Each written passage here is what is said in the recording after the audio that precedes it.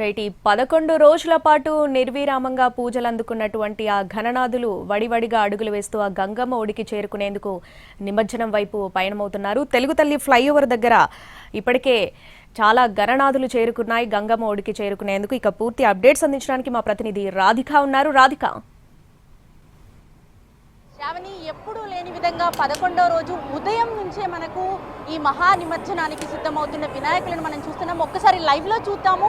ఇక్కడ ఉదయం నుంచే దాదాపుగా ఒక ½ కిలోమీటర్కి పైగా మనకు విజువల్లో కనిపిస్తున్నట్టుగా ఒక ½ కిలోమీటర్కి పైగా మనకి ఇక్కడ లైన్ కనిపిస్తుంది. కానీ దాని వెనకాల దాదాపుగా కొన్ని కిలోమీటర్ల బారులు తీరిన వినాయకులంతా కూడా నిమజ్జనానికి గంగమ్మ ఒడికి చేరటానికి సిద్ధమవుతున్నాయి. 11 రోజుల పాటు ఎంతో నిష్టగా పూజలు అందుకున్న గణనాథుడు నిమజ్జనానికి సిద్ధమవుతూ గంగమ్మ ఒడికి చేరుకునేందుకు సిద్ధమవుతున్న పరిస్థితి మనకి ఇక్కడ తెలుగు తల్లి ఫ్లైఓవర్ దగ్గర కనిపిస్తుంది. అయితే ప్రతి ఏడాది కూడా కొంత ఆలస్యంగా, అంటే మధ్యాహ్నం తర్వాత మనకు ఈ గణనాథుల ఫ్లోటింగ్ అనేది ఎక్కువగా కనిపించేది. కానీ ఇప్పుడు చంద్రగ్రహణం, రేపు మధ్యాహ్నం నుంచి చంద్రగ్రహణం ఉండటంతో ఇటు 9వ రోజు కొంత కదిపిన తర్వాత అప్పటి నుంచి ఇటు మూమెంట్ అనేది స్టార్ట్ అయింది. అట్లాగే 11వ రోజు రోజులోకి ఎంటర్ అయిన తర్వాత, అంటే 11వ రోజు నిన్న రాత్రి 12 గంటల నుంచి ఈ మూమెంట్ అనేది స్టార్ట్ అయినట్టుగా కూడా తెలుస్తుంది. మనం ఒక్కసారి ట్యాంక్ బండ్ వైపు కూడా చూస్తే, ఇటు ఎన్టీఆర్ మార్క్ వైపు కూడా చూస్తే అర్థమవుతుంది. అటు కూడా బారులు తేరిన క్యూ లైన్ గణనాథులతో మనకు కనిపిస్తూ ఉంది.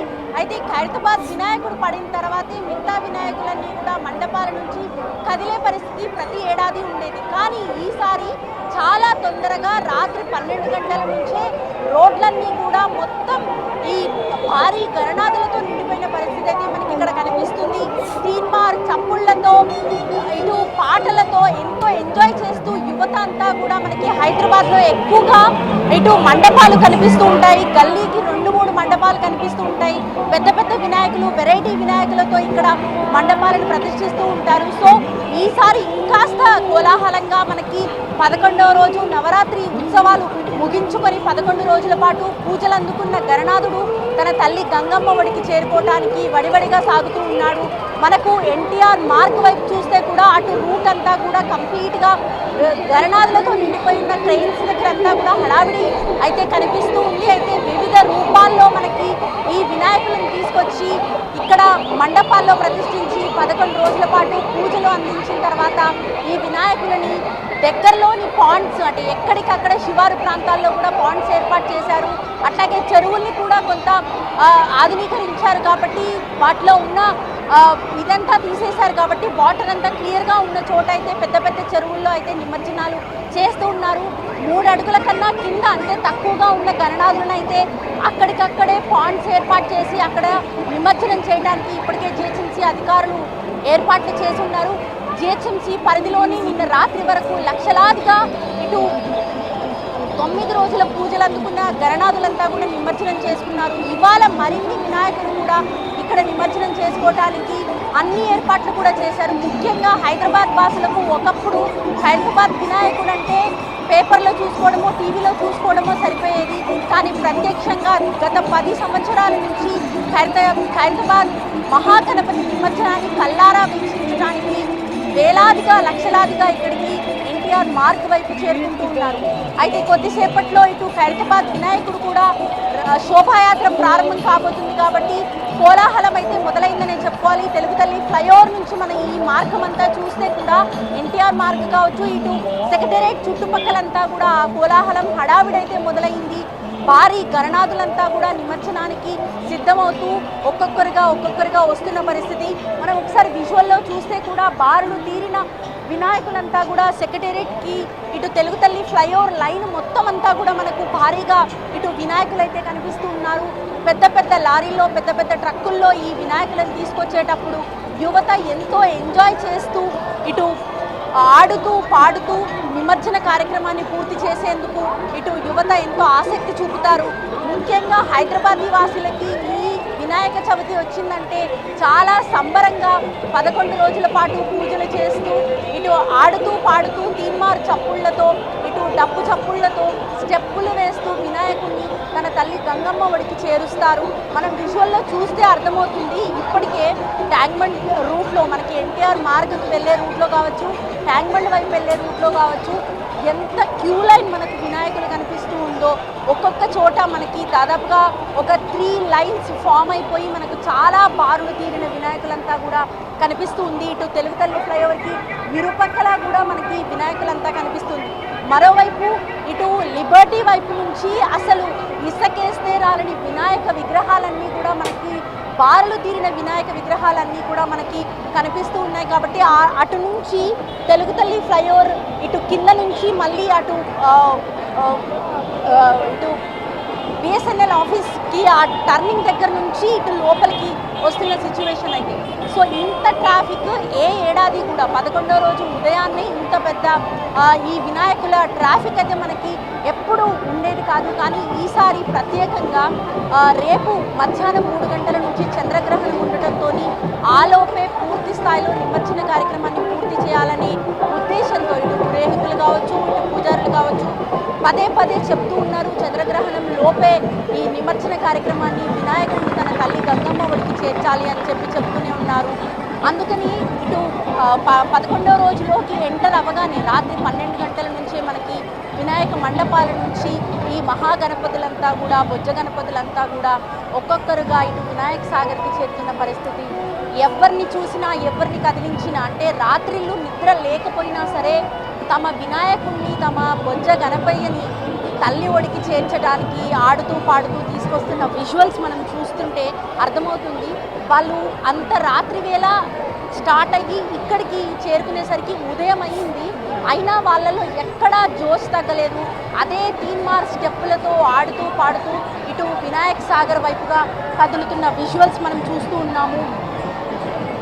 తీన్మార్ స్టెప్పులు వేసుకుంటూ వాళ్ళకి ఎక్కడ అలుపు అనేదే తెలియకుండా పెద్ద పెద్ద వినాయకుల్ని తీసుకొచ్చి ఆ ట్రక్కుల పైన అలసి సొలిసి కొంతమంది ఉంటే కొంతమంది అయితే ఎంతో హుషారుగా ఆడుతున్న విజువల్స్ మనం చూస్తూ ఉన్నాము. సో ఇదంతా కూడా రేపు ఉదయం వరకు కూడా కొనసాగే అవకాశాలు అయితే ఉన్నాయి. ఎంతో ఎంజాయ్ చేస్తూ వాళ్ళు వినాయకుడిని అందంగా అలంకరించి మనం ఒకసారి విజువల్స్లో చూస్తే అర్థమవుతుంది. వినాయకుడిని మండపంలో ప్రతిష్ఠించినప్పుడు ఎంత అందంగా ప్రతిష్ఠిస్తారో మళ్ళీ నిమజ్జనానికి తీసుకెళ్లేటప్పుడు కూడా అంతే అందంగా ఎంతో చక్కగా డెకరేట్ చేసిన వినాయకుడిని మనకి ఇక్కడ వినాయక సాగర్ వైపుగా తీసుకొస్తుంది. చిన్నపిల్లలు పెద్దవాళ్ళు అని అసలు తేడా లేకుండా, ఆడవాళ్ళు మగవాళ్ళు అనే తేడా లేకుండా ప్రతి ఒక్కరూ కూడా ఎంతో ఎంజాయ్ చేస్తూ ఇటు వినాయక సాగర్ వైపుగా కదులుతున్న పరిస్థితి మనకు విజువల్స్లో లైవ్లో చూడొచ్చు. ఎంతో అందంగా వెరైటీ వినాయకులంతా కూడా ఈసారి మనకు ప్రత్యక్షంగా కనిపిస్తూ ఉన్నాయి. సో ఈ వినాయక సాగర్ వైపు అంతా రూట్ మొత్తం అంతా కూడా ఇటు ట్రాఫిక్ మయం అయిపోయింది. వినాయకుల వెహికల్స్తోనే నిండిపోయిన పరిస్థితి అయితే కనిపిస్తుంది. ఇక్కడ ఒక చోటే కాదు, హైదరాబాద్లో చాలా చోట్ల కూడా మనకి ఉదయం నుంచే ఈ కోలాహలం అయితే వినాయక నిమజ్జనాల కోలాహలం మనకు కనిపిస్తూ ఉంది. ప్రతి ఏడాది కూడా ఖైరతాబాద్ వినాయకుడు కదిలిన తర్వాత దాదాపుగా 9-10 వరకు ఇటు తెలుగు తల్లి ఫ్లైఓవర్ సెక్రటేరియట్ వైపుకు రీచ్ అయ్యేది. కానీ ఈసారి ఇంత పెద్ద క్యూ లైన్ వినాయకులు ఉండగా అసలు ఖైరతాబాద్ వినాయకుడు ఈ రూట్లో రావడానికి ఇంకాస్త సమయం పట్టే అవకాశాలు కూడా కనిపిస్తున్నాయి. కాబట్టి ఇప్పుడిప్పుడే ఖైరతాబాద్ శోభాయాత్ర, మహాగణపతి శోభాయాత్ర అయితే స్టార్ట్ అవ్వడానికి వెల్డింగ్ వర్క్స్ అన్నీ కూడా పూర్తి చేసుకుంటుంది. కాబట్టి ఆ వినాయకుడు కదిలిన తర్వాత మేబీ ఇక్కడ కొంత ట్రాఫిక్ని ఆపేసి ఖైరతాబాద్ వినాయకుడిని మహానిమజ్జనాన్ని అయితే పూర్తి చేస్తారని అనిపిస్తుంది.